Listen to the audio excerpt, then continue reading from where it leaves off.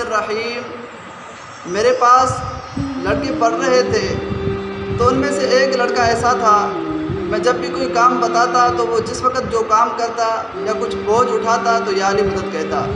تو میں نے اس سے پوچھا کہ یا علی مدد کا معنی کیا ہے؟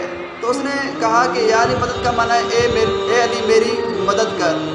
تو میں نے اس کو کہا کہ جب آپ بوجھ اٹھاتے ہو یا چارپائی یا کوئی پتھر وغیرہ اٹھاتے ہو تو اس وقت آپ جب یا علی مدد کہتے ہو تو حضرت علی رضی اللہ تعالیٰ عنہ آپ کی کون سی مدد کرتے ہیں؟ یا آپ یا رسول اللہ مدد کہتے ہو یا غوث مدد کہتے ہو؟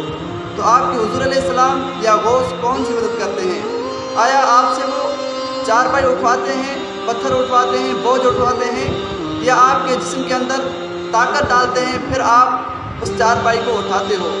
اگر آپ یوں کہتے ہو کہ ہم سے وہ چارپائی اٹھواتے ہیں تو یہ تو آپ حضور علیہ السلام کی اور حضرت علی کی اور پیروں کی گستاخی کر رہے ہو، کیونکہ ہم عام بڑے انسان کو، بڑے آدمی کو ہی نہیں بلاتے کہ ہم سے چارپائی اٹھوا، کیونکہ ان کی گستاخی سمجھتے ہیں۔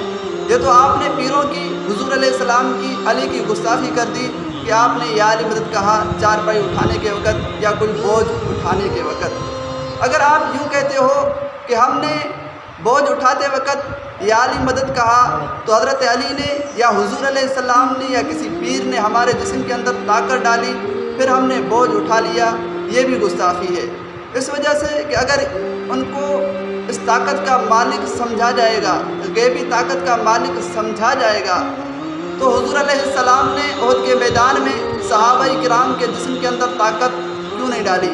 یا حضرت علی نے حضور علیہ السلام کے جسم کے اندر طاقت کیوں نہیں ڈالی کہ حضور علیہ السلام تمام کفار کو مار دیتے اور زخمی نہ ہوتے؟ جبکہ سورۃ الاعراف کی آیت نمبر 188 قُل لَا أَمْلِكُ لِنَفْسِي نَفْعًا وَلَا ضَرًّا، اس میں یہ ہے کہ اللہ تبارک و تعالیٰ حضور علیہ السلام کو فرما رہے ہیں کہ اے حضور جا کر کہہ دیجئے کہ لا املک لنفسی، نہیں ہوں میں مالک اپنے نفس کا، کہ نفع ولا ضرّا، کہ اپنے نفس کو بھی میں نفع یا نقصان دے سکوں۔